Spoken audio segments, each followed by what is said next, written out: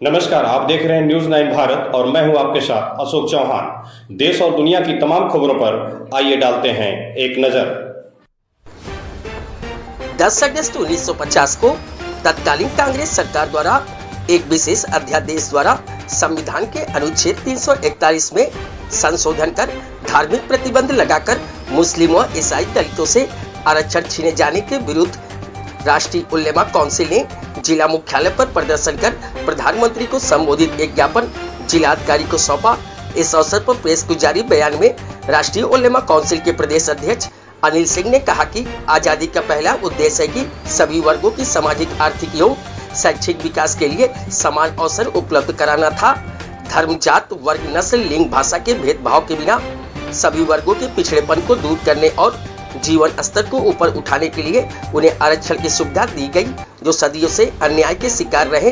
परंतु जवाहरलाल नेहरू के नेतृत्व वाली स्वतंत्र भारत की पहली कांग्रेस सरकार ने समाज के विभिन्न दलित वर्गों के साथ भेदभाव करते हुए संविधान में आरक्षण से संबंधित अनुच्छेद 341 में संशोधन कर धार्मिक प्रतिबंध लगा दिया।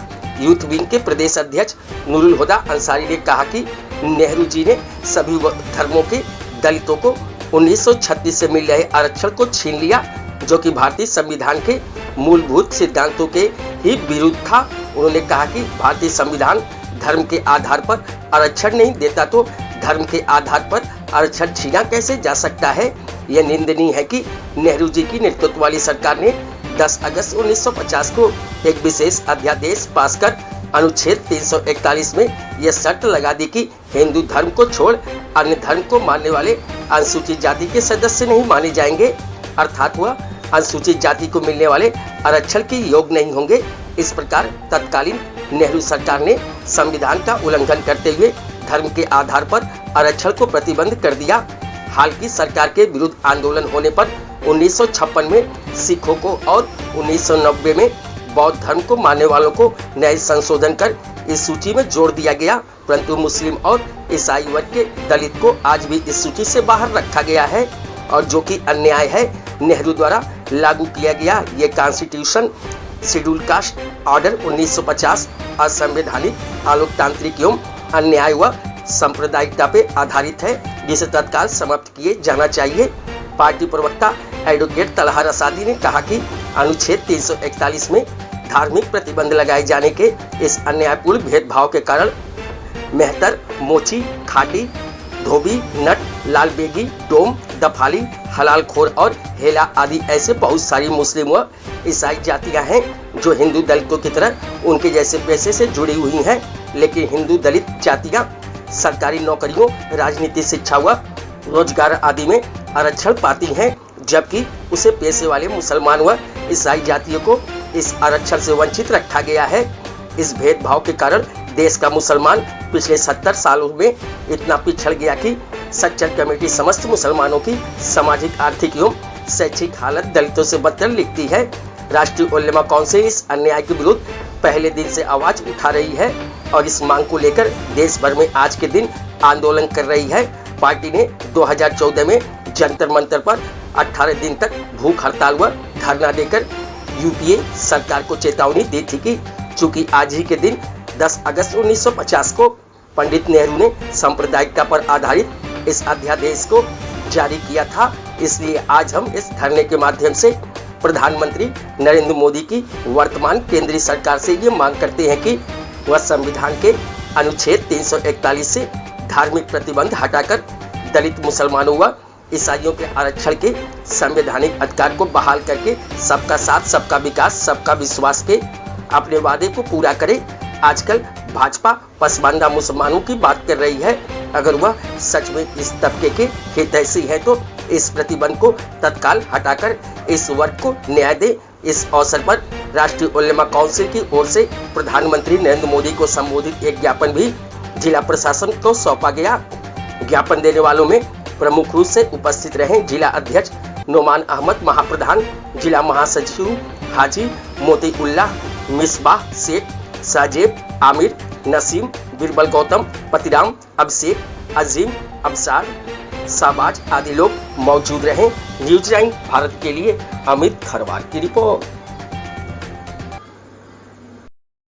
10 अगस्त है। ये 10 अगस्त का ही दिन सन 1950 में वो काला दिन था जिसे हम लोग आज न्याय दिवस के तौर पर मना रहे हैं। आज जानते हैं अभी सुप्रीम कोर्ट में भी संविधान के आरक्षण को लेकर बड़ा एक फैसला किया और तमाम लगातार आरक्षण को लेकर ये मुद्दा उठता रहता है। 1936 में इस देश में आरक्षण लागू हुआ, 1936 से, और आरक्षण जो लागू किया गया था उसके पीछे जो आधार था वो धर्म कभी नहीं थी।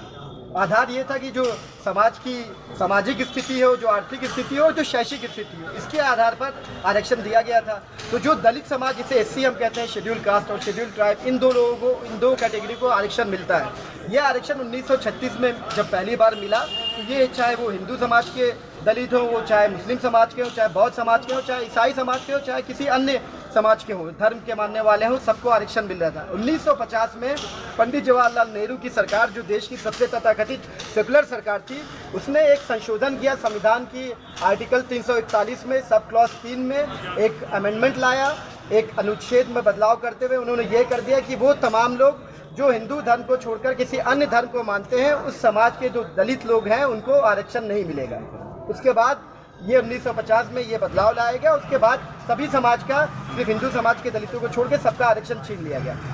आपने देखा उसके बाद आगे चलकर 80 के दशक में जो सिख समाज था उन्होंने आंदोलन किया, उनको दे दिया गया। बौद्ध समाज को दे दिया गया 90 के दशक में।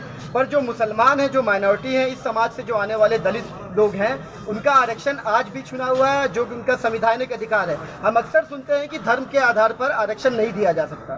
तो हमारा सवाल ये है कि जब धर्म के आधार पर आरक्षण नहीं दिया जाता, संविधान ये कहता है, सुप्रीम कोर्ट ये कहती है, तो धर्म के आधार पर कोई सरकार कैसे किसी धर्म के लोगों का या किसी समाज के लोगों का आरक्षण छीन सकती है। इसीलिए आज के दिन 10 अगस्त को हम न्याय दिवस के तौर पर मना रहे हैं और हमारी मांग है केंद्र सरकार से। लगातार भारतीय जनता पार्टी पसमानदा समाज की बात करती है, मुसलमानों में पसमानदा को लेकर बात करती है। अभी वक्फ बिल आया, उसमें भी कहा जा रहा है पसमानदा समाज के हित में।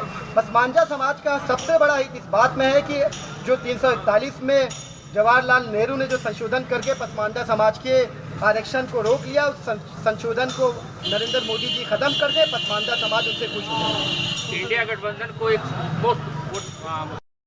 देखिए, आप जानते हैं हम लोग लगातार, इसीलिए राष्ट्रीय उलमा काउंसिल लगातार इस बात का संघर्ष कर रही है। और इंडिया गठबंधन, उसमें जो सबसे बड़ा दल है कांग्रेस के खिलाफ 2014 में जब उनकी केंद्र सरकार थी, केंद्र में दिल्ली में राष्ट्रीय उलमा काउंसिल के कार्यकर्ताओं ने 18 दिन तक भूख हड़ताल किया और ये बात का प्रण लिया कि या तो कांग्रेस हमें आरक्षण ये लौटाती है हमारे समाज को, अदरवाइज हम कांग्रेस को सत्ता से बेदखल कर देंगे। और राष्ट्रीय उलमा काउंसिल कांग्रेस को सत्ता से बेदखल करने में कामयाब हुई। और वही बात हम आज भारतीय जनता पार्टी से भी कह रहे हैं कि अगर आप सच में पसमानदा समाज के हितैषी, अगर आप सच में सबका साथ सबका विकास की बात करते हैं, तो ये एक मौका है कि एक ऐसी नज़ीर पेश कीजिए कि आने वाली नस्लें याद रखें। और अगर आप चाहते हैं कि अल्पसंख्यकों समाज आपकी तरफ झुका हो, तो आप कुछ इस तरह का कीजिए कि अल्पसंख्यक समाज को लगे कि उसके हित में भारतीय जनता पार्टी ने कुछ किया। और ये जो तथाकथित सेकुलर दल हैं, चाहे कांग्रेस हो, सपा हो, आरजेडी हो, चाहे अन्य दल हो, उनके मुंह पे ये गहरा तमाचा होगा।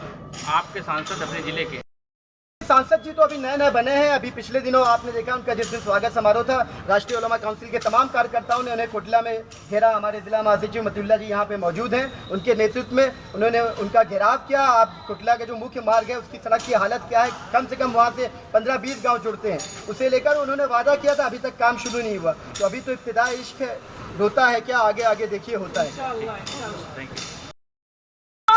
पूरी हो, और 342 हस्तक्षेप बर्दाश्त नहीं, संविधान के साथ खिलवाड़ बर्दाश्त नहीं। उलमा काउंसिल जिंदाबाद, अमर रसादी संघर्ष करो। यहाँ खबरों का सिलसिला कभी नहीं थमता। सिर्फ और सिर्फ बने रहिए न्यूज़ 9 भारत पर। अब चाहूंगा इजाजत, नमस्कार।